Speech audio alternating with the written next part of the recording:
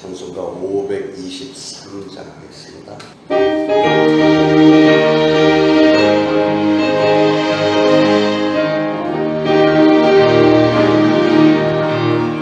모든 죄악길에서 목자 없는 양같이 모든 사람 길 찾아 헤맨다.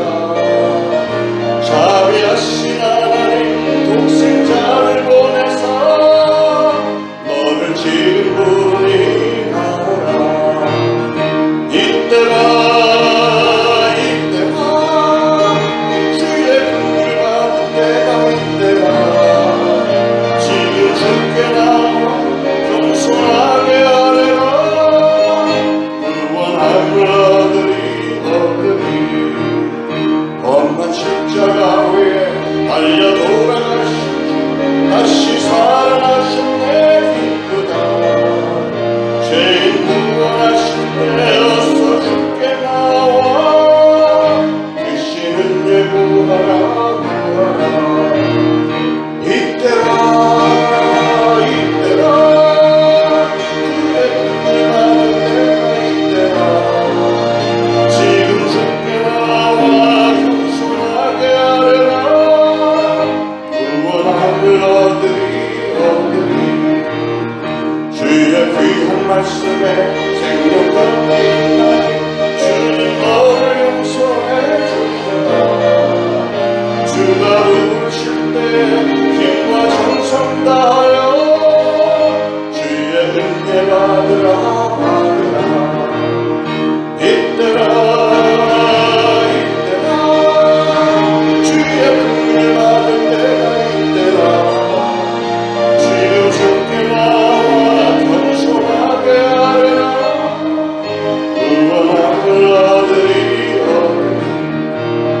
세월 빨리 흐르고 세상 친구가 너의 영혼을 받더라고. 주의 구원받으면 천국에서 영원히 주와 함께 살리라. 이때라 주의 긍휼 받을 때가 이때라. 지금 주께 나와 겸손하게 아뢰라. 구원함을 얻으리. 4절 다시 한번. 세월 빨리 흐르고 세상 친구가 너의 영혼을 받더라고. 주의 구원받으면 천국에서 영원히 주와 함께 살리라. 이때라 주의 긍휼 받을 때가 이때라. 지금 주께 나와 겸손하게 아뢰라. 구원함을 얻으리. 이때라 주의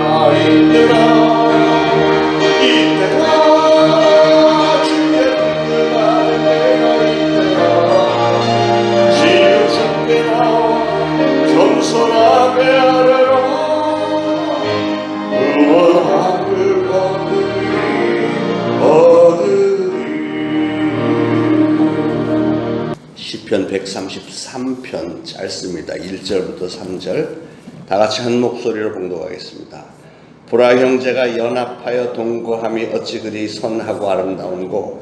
머리에 있는 보배로운 기름이 수염 곧 아론의 수염에 흘러서 그의 옷깃까지 내림 같고 헐몬의 이슬이 시온의 산들에 내림 같도다. 거기서 여호와께서 복을 명령하셨나니 곧 영생이로다. 아멘. 다윗의 시인데요.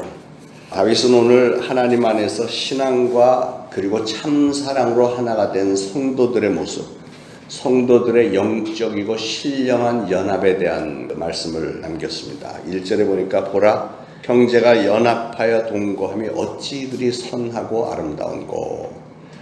성도는 연합해서 하나가 돼야 마땅하다는 거죠. 우리가 잘 알듯이 교회는 그리스도의 몸이고 교회는 성도들의 모임을 가리킵니다. 성도들은 놀라운 구원의 은혜를 체험하고 그것을 받아들인 성도들로서 당연히 하나가 되어서 서로에 대해서 사랑하고 용납할 수 있어야 되겠습니다. 그러기 위해서는 오늘 말씀 가운데 우리가 참고해야 되는 것은 첫째로 우리는 서로를 용서해야 됩니다. 용서가 말은 참 쉬운데 쉽지는 않죠. 그러나 용서하지 않고서는 절대로 형제들끼리 연합해서 동거할 수가 없다는 거죠. 세상에 의인은 없나니 하나도 없다 그랬습니다. 완벽한 사람을 찾으려고 하면 그런 사람은 없다는 거예요. 다 부족한 상태에서 그런 거지 뭐 하면서 다 받아들이고 용납하고 용서하라는 것입니다. 우리 인간들은 우리에게 죄성이 있기 때문에 이 죄로 말미암아서 자기도 모르게 서로 본의 아니게 서로 찢고 상처를 입히고 이런 일들을 자기도 모르게 합니다.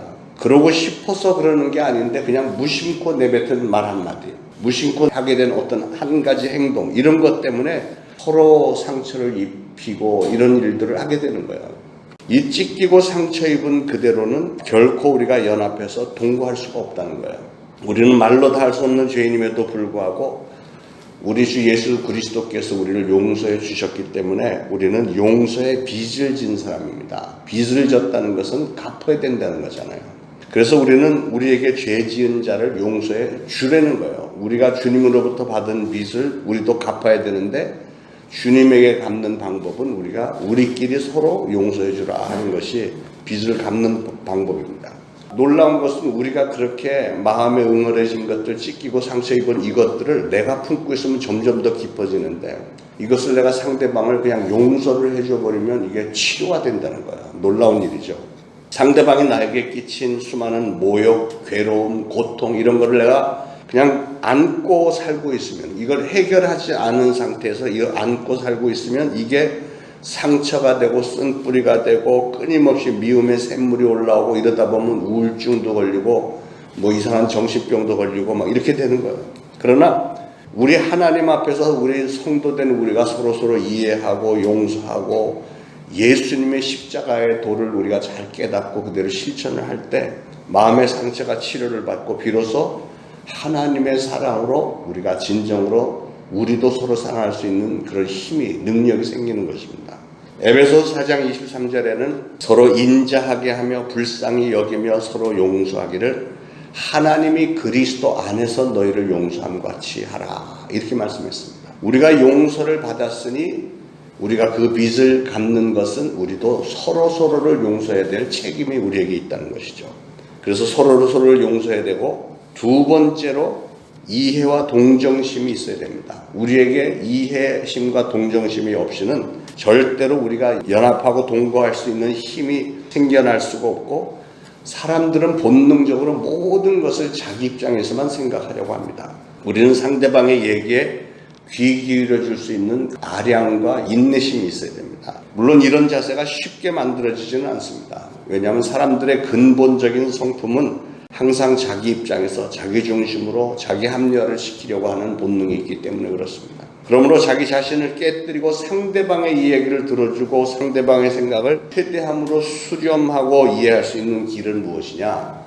예수 그리스도, 하나님의 아들이신 예수 그리스도께서 내 죄를 대신해서 아무 말도 없이 묵묵히 십자가의 길을 가셨고 죽어주셨던 그 사건을 생각하는 길밖에 없습니다. 그것을 그 예수님의 어마어마한 사랑과 은혜를 우리가 이해하고 그래서 그 뒤를 나도 따르겠다, 이런 신앙의 결단이 없으면 이루어지지 않는 것이죠. 예수님이 우리를 대신해서 십자가에 못 박혀서 피 흘려 죽기까지 우리를 사랑하신 그 사랑을 의지해서 나도 그 사랑을 품고 우리도 그렇게 사랑할 수 있도록 만들어 달라고 우리는 기도해야 되는 거죠. 첫째는 서로 용서해야 되고, 두 번째는 이해와 동정심이 있어야 되고, 세 번째는 자신의 어떤 목적을 위해서 겉으로만 이웃을 용서하지는 말아야 된다는 거예요. 용서한다고 말만 그렇게 하고 마음속으로는 응어리가 진짜로 있어서는 안 된다는 얘기죠. 우리 사람들은 내가 다른 사람에 의해서 이용당했다고 생각을 할 때 연합은 깨어질 수밖에 없습니다. 사람들이 전부 나를 이용만 했어. 겉으로 나를 위해서 뭐 하는 것 같았지만 다시 자기 실속만 차렸어. 이런 생각이 들면 배신감 때문에 하나가 될 수 없는 거예요. 공동의 이익을 추구하기 위해서는 내 이익만 추구하지 말고, 그래서 우리는 이웃들의 이익도 같이 추구를 해줘야 됩니다. 형제가 함께 화합하고 동거하기 위해서는 겉과 속이 달라서는 안 된다는 얘기죠. 언어와 행동의 진실성이 있어야 된다는 얘기예요. 겉으로는 아부하면서 안으로는 칼을 품고 요거 내가 두고 보자 이런 생각이 있어서는 절대로 연합이 될 수가 없는 거죠. 이웃을 용서할 때 나의 어떤 이기적인 목적을 가지고 어떤 금전적인 이익이나 인간관계 뭐 이런 그 사업관계 이런 것 등으로 속마음으로는 용서하지 않았으면서 겉으로만 말로만 용서한다고 이렇게 하다 보면 언젠가는 상대방의 등에 비수를 꽂는 일도 서슴지 않고 하는 게 우리 인간들 아닙니까?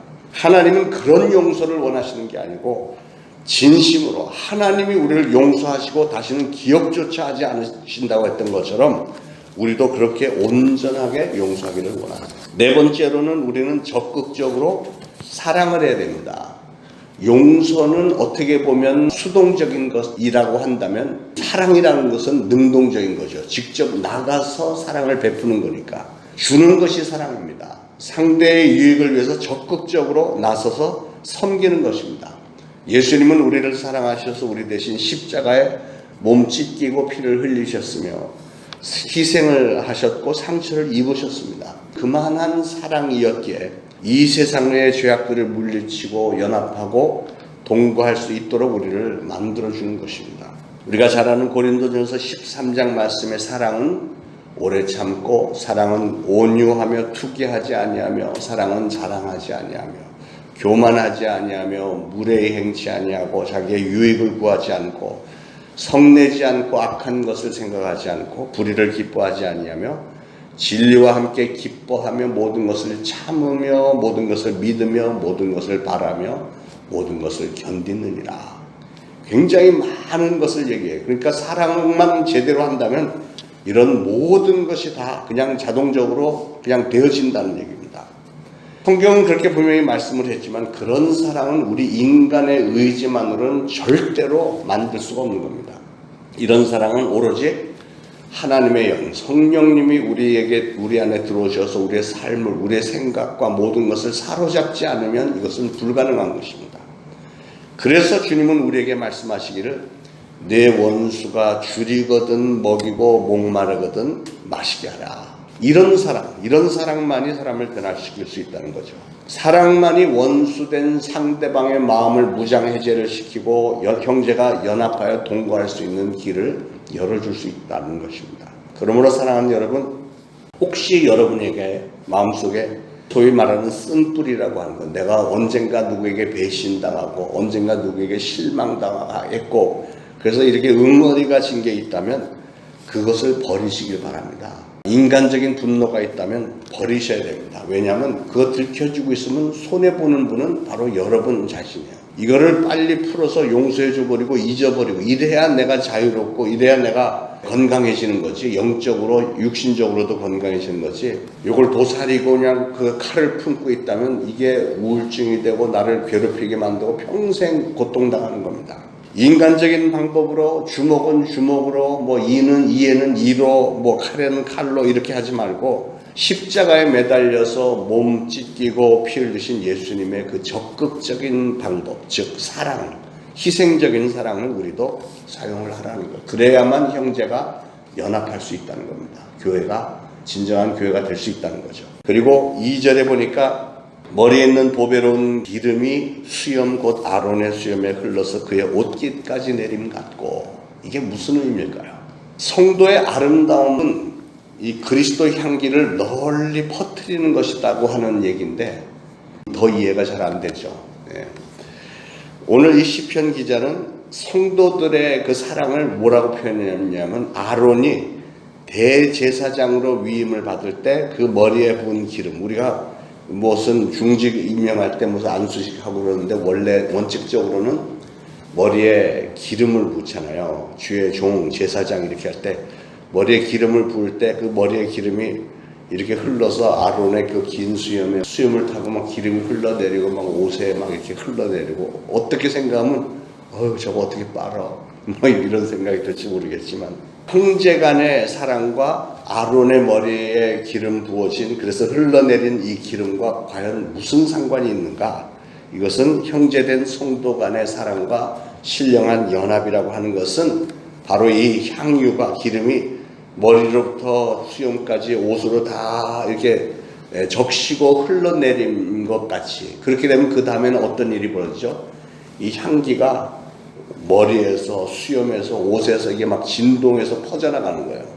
향기가 사방으로 퍼져나가듯이 그렇게 아름다운 결과가 널리 퍼져나간다는 뜻입니다. 성도의 아름다운 믿음의 교제로, 성도들이 아름다운 믿음의 교제로 하나가 되고 하나가 된 그 믿음으로 주님의 나라와 복음을 위해서 열심히 움직인다면 놀라운 영향력을 발휘하는데 어떻게 한다고요? 이 아름다운 향기가 자연스럽게 주변을 진동을 시키면서 정말 평안하게 기분 좋은 향기를 뿜는 것처럼 복음을 전파하는 우리 성도들의 모습이 그렇게 된다는 것이죠. 고린도후서 2장 15절에 우리는 구원 얻는 자들에게나 망하는 자들에게나 하나님 앞에서 그리스도의 향기니, 우리는 그리스도의 향기라 그랬어요. 그러므로 우리는 그리스도의 향기를 잘 나타내서 예수 그리스도를 증거하는 진정한 성도들이 되기를 축원합니다. 자, 3절에 보니까 참 이 짧은 시편이지만 정말로 기억에 남을 만한 귀한 말씀들이 들어있어요. 3절에 헐몬의 이슬이 시온의 산들에 내림 같도다. 거기서 여호와께서 복을 명령하셨나니 곧 영생이로다. 여기서 성도들의 아름다운 교제를 무엇에 비교했냐면 헐몬의 이슬이 시온의 산들에 내림과 같다.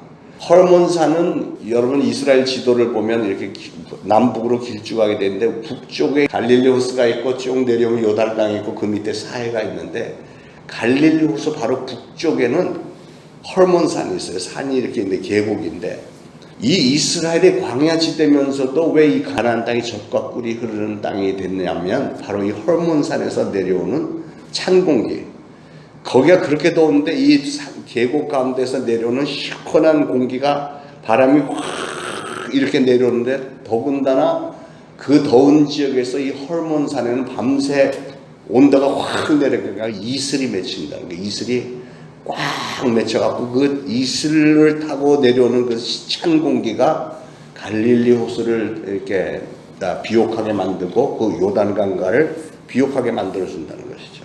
그래서 헐몬산의 이슬은 그 메마른 광야의 땅을 촉촉하게 적셔서 비옥하고 풍요롭게 만드는 천연의 혜택입니다. 하나님의 은혜입니다. 다시 말해서 풍요한 결실을 보장하는 게 바로 헐몬산의 이슬입니다.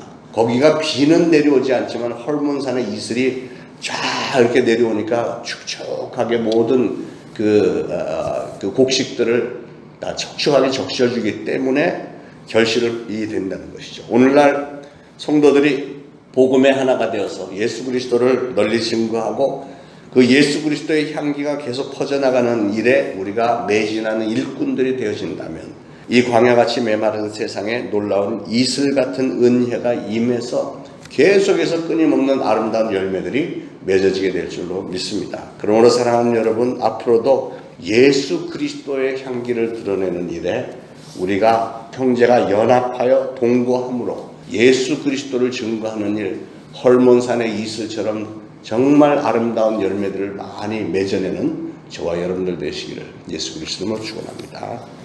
기도하겠습니다. 하나님, 저희들은 은혜를 입은 하나님의 자녀들로서 예수 그리스도의 그 어마어마한 사랑을 증거하기를 원하고 그 복음을 증거하기를 원하고 그래서 하나님께 영광 돌리고 많은 상급과 축복을 받는 성도들이 되기를 간절히 소원합니다.